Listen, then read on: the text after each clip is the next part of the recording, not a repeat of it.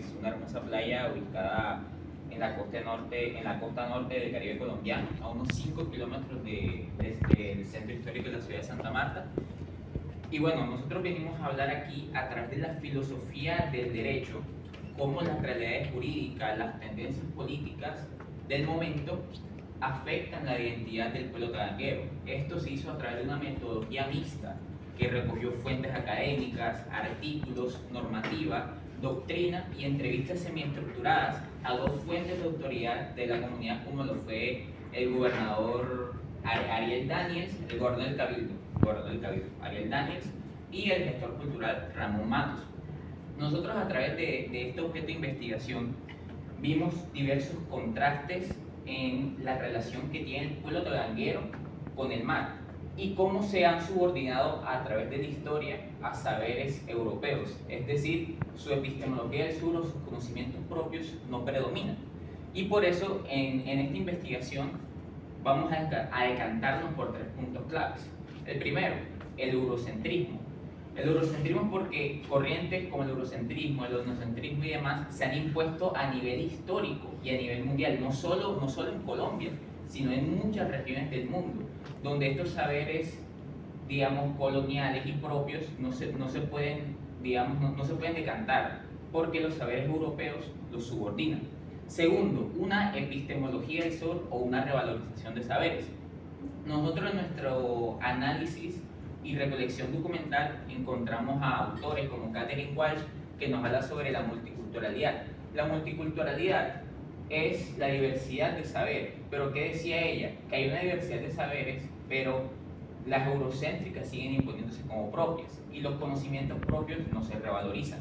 Aunque hay otros autores como Fals Borda y Sousa de Santos que nos habla sobre la sociología de las emergencias. La sociología de las emergencias es analizar el contexto propio y local, es decir, lo endógeno, para partir de allí generar un conocimiento. Y es por eso que nos encantamos por el tercer punto clave, el mar.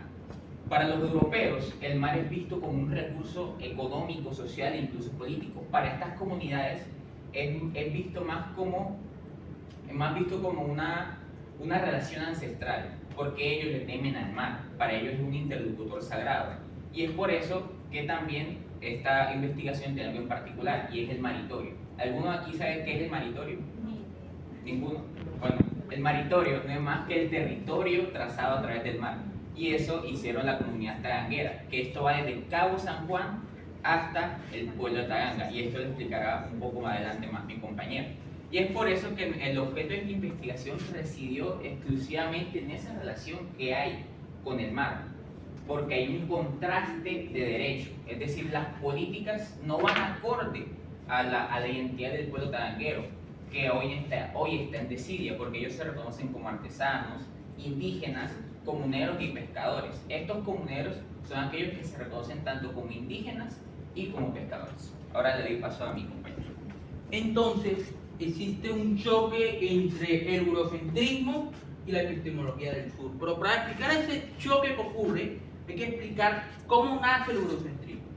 El eurocentrismo nace a mediados del siglo XVII con la secularización del pensamiento burgués europeo, en el cual, producto de la colonización de América, buscaron establecer un poder mundial. Y claro, ellos se autopercibieron como una civilización superior, una cultura superior, y todos esos pensamientos distintos a los de ellos se subordinaron. Tal es así que, a pesar de ser culturas postcoloniales y en materia descolonizada, nuestra epistemología, nuestro pensamiento, nuestra forma de producir conocimiento está enmarcado en lo eurocéntrico, donde demás cosmovisiones y epistemologías son subordinadas o simplemente auxiliares. Y es aquí, como nos dice Dussel, que es lo más importante. Para que ocurra, digamos, efectivamente la descolonización, debemos empezar a autoevaluarnos, que esto es lo que plantea la epistemología del sur, es reevaluar nuestros conocimientos ancestrales, reevaluar nuestros pensamientos ancestrales, salir y romper el marco hegemónico que ha establecido el eurocentrismo. ¿Por qué? Porque el eurocentrismo establece que para que un conocimiento sea válido, tiene que estar fundamentado en la validez del razonamiento europeo. que en nuestro caso, que en nuestras comunidades no va a ser válido. Es decir, la epistemología del sur va a buscar que se respondan con nuevas alternativas a las necesidades, y no solo una necesidad, sino a la realidad de las comunidades. Y es aquí cuando llega el mar. Y si nos vamos al concepto del mar más eurocéntrico que hay, nos vamos a la ONU. ¿Cómo define la ONU? La ONU define el mar como el conjunto de todos los océanos y mares. El océano global, o simplemente el océano, es un conjunto de agua que tiene 361 millones de kilómetros cuadrados y 1.336 kilómetros cúbicos. Eso es el mar para la ONU. Históricamente el mar en la edad antigua desempeñó un papel importante con los fenicios, los egipcios, los griegos, las exploraciones en el Mediterráneo, el comercio entre ellos. En la Edad Media tenemos a las incursiones vikingas, las primeras exploraciones europeas, y llega, digamos, el papel donde se refuerza el papel del mar como comercio y como medio de transporte, que sería con la conquista de América, comienza la era dorada de la piratería, las rutas comerciales del mar. Entonces llega la revolución industrial y el mar se vuelve clave, la ruta del mundo, todo el mundo se movía por el mar, todo pasaba por el mar. Pero el mar tiene en ese síntesis, nace, digamos, su papel, claro, de comercio, su papel de dominio, porque quien domina el mar domina el mundo, y si dominas el mundo tienes el poder sobre el mundo. Como se reflejó durante la Primera y la Segunda Guerra Mundial y la Guerra Fría, y nuestros tiempos modernos, por quien tiene las flotas más fuertes y los mejores acuerdos, con los que tiene mayor influencia y poder sobre el mar y las decisiones de los demás. En este contexto, llegamos a Taganga. Y esa epistemología de Taganga y su percepción del mar es contrariamente a la europea. ¿Por qué? Empecemos lo más importante: el mar no tiene dueño. Rompe todo, porque los europeos, como ven el mar como una forma de poder, de dominio, debe haber un dueño del mar, por lo menos. Debe haber un dueño del mar. Los tangueros no ven el mar como un dueño. Para los tangueros, el mar lo cuida una serie de espíritus sagrados, que son los que velan que el pescador de Taganga no, digamos, vulnere o viole o insulte al mar.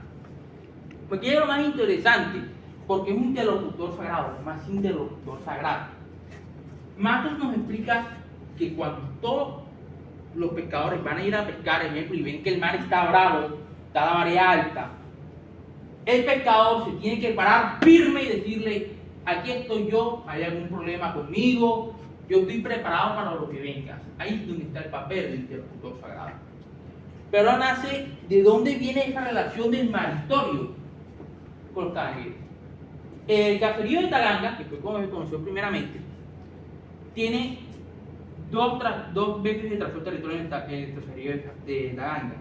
D'Andrés nos explica que esta comunidad indígena son descendientes primero de los caribes, de la cuarta migración caribe. Ahí es donde viene esa tradición del mar interlocutor sagrado, costumbres de pesca. Pero en 1836 se dio la primera delimitación, y siempre en el escrito del gobernador se hace siempre teniendo en cuenta mar y territorio, toda esa delimitación. Lo mismo sucede en 1856, siempre se va teniendo como puente guía al mar, ni siquiera a la tierra. El mar es la guía del trazado del territorio. ¿Qué pasa? Llega en Cora 1964 y crea el Parque Nacional, que actualmente llamamos Parque Nacional Tayrona. Y la ley de 1959 de esa época dictaba, y también dicta, porque aún hay artículos antiguos, que en el mar, en todo parque nacional, está prohibido la pesca y la caza. ¿Y cuáles son las culturas ancestrales de los tangueros? La pesca. Y si no pueden pescar, ¿cómo resiste o cómo subsisten los tangueros? Ahí está ese choque, como mencionó mi compañero, entre derecho y realidad, porque aunque ellos ya antes de la creación del Parque Tayrona, porque si se han dado cuenta, todo el territorio del Parque Tayrona era lo que antes era el territorio del tercerío de Pará. Ahora, ¿cómo van a desempeñar su tradición? Y eso fue lo que descubrimos. Hay un choque, un desconocimiento por parte del Estado colombiano. ¿Por qué? Porque cuando Luis Cora llegó, en 1964, ¿bajo qué pensamiento llegó que era el mar? Un recurso. recurso que había que regular. Aquí llegamos a nuestras conclusiones.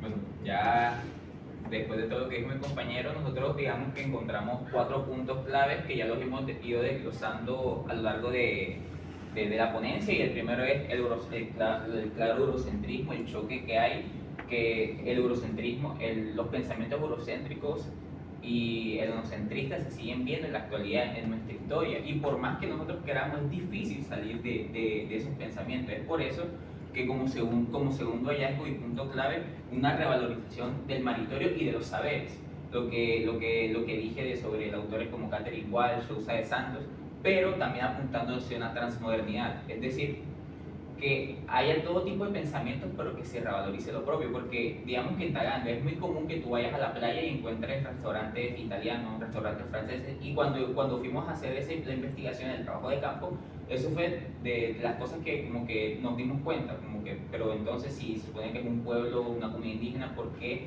se revaloriza más esto y no lo propio? Entonces no, voy a la playa Caribe a escuchar música inglesa, a relajarme, a comer comida que ni siquiera es de allí. Entonces son todas esas cuestiones que nos llevan a pensar a una revalorización de saberes y que debe empezar por nosotros. Nuestra segunda conclusión es que el mar ha desempeñado y seguirá desempeñando un papel clave en la historia humana, no solo como medio de transporte y recursos, sino como una fuente de dominio y poder. Sin embargo, comunidades como la de Taganga tienen una cosmovisión totalmente distinta, donde no solo ven al mar como un recurso, sino que lo ven como un elemento e interlocutor sagrado. Y por último, la comunidad de Taganga mantiene una relación profunda y ancestral con el mar, basada, como ya expliqué, en esa serie de costumbres o cultura ancestral heredada de los caribes. Sin embargo, en materia de normas estatales o acciones estatales de regulación del territorio, ha generado un conflicto que no lo tuvo en cuenta, pero los líderes de Taganga han sido reivindicando ese derecho al maritorio y lo seguirán haciendo, lo que evidencia la necesidad de tener en cuenta aquellas epistemologías locales en materia tanto de gestión del medio ambiente como de cultura. Muchísimas gracias.